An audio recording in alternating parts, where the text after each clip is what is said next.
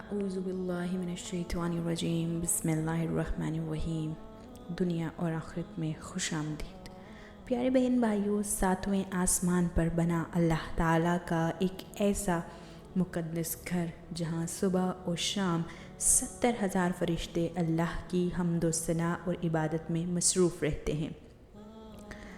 جس طرح زمین پر رہنے والی ہر مخلوق کے لیے اللہ نے ایک گھر بنایا ہے اور زمین پر رہنے والی ہر مخلوق اس مقدس گھر یعنی خانہ کعبہ کی طرف رخ کر کے عبادت کرتی ہے، اور ہر مسلمان مرد، عورت، بچے، بوڑھے، جوان خانہ کعبہ کی طرف رخ کر کے نماز ادا کرتے ہیں اور خانہ کعبہ کا طواف کرتے ہیں۔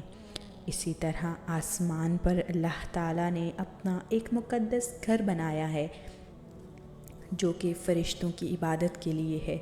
جہاں فرشتے عبادت کرتے ہیں اس کو بیت المعمور کہتے ہیں۔ پیارے بہن بھائیوں، جب اس کائنات کے اندر انسانوں کی تخلیق نہیں ہوئی تھی، اس وقت اس کائنات کے اندر صرف جن اور فرشتے موجود تھے۔ یہ دونوں مخلوقات اللہ کی عبادت کرتی تھیں۔ فرشتوں کے لیے اللہ نے ساتویں آسمان پر ایک مقدس عبادت گاہ بنائی جس کو بیت المعمور کہا جاتا ہے۔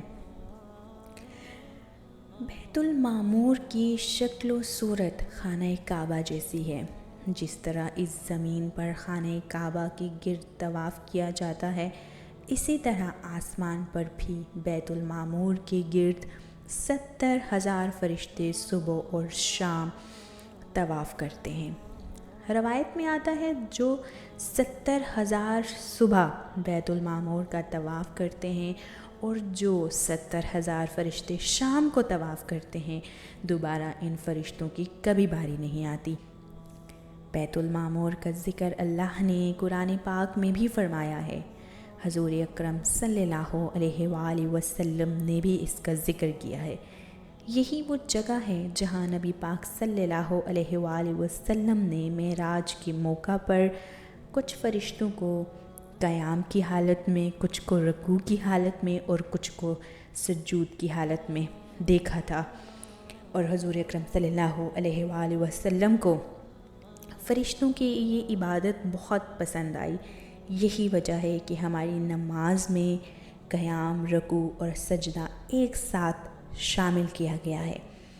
حضرت جبرائیل علیہ السلام اور حضرت میکائیل علیہ السلام بیت المعمور کے مؤذن اور امام ہیں۔ ہمارے بہن بھائیوں، یہ ہم سب کے لیے ایک یاد دہانی کا کام کرتا ہے کہ اللہ سبحانہ و تعالیٰ کو ہماری عبادت کی ضرورت نہیں ہے، در حقیقت اس کے بالکل برعکس ہے۔ ہمیں اللہ کی عبادت کرنے اور عبادت میں مشغول ہونے کی ضرورت ہے تاکہ ہم اپنے آپ کو جہنم کی جلتی ہوئی آگ سے بچا سکیں، اور اس لیے کہ وہ اللہ عبادت کے لائق ہے۔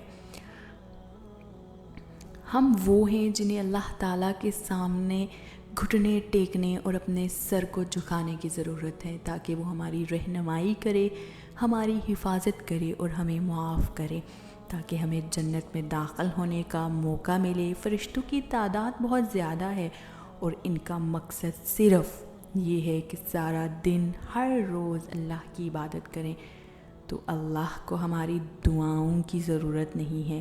اس کے پاس فرشتوں کی لامنتہائی لشکر ہے جو اس کی عبادت کرتے ہیں، اس سے دعا کرتے ہیں۔ یہ تو ہم ہیں جنہیں اللہ اور اس کی رحمت کی ضرورت ہے، کیونکہ اللہ کے بغیر ہم دنیا یا آخرت میں امن، خوشی یا کامیابی کی علامت حاصل نہیں کر سکتے۔ اللہ سے التجا ہے کہ اللہ ہماری رہنمائی فرمائے اور ہمیں دین حق پر چلنے کی توفیق عطا فرمائے۔ آمین ثم آمین یا اللہ۔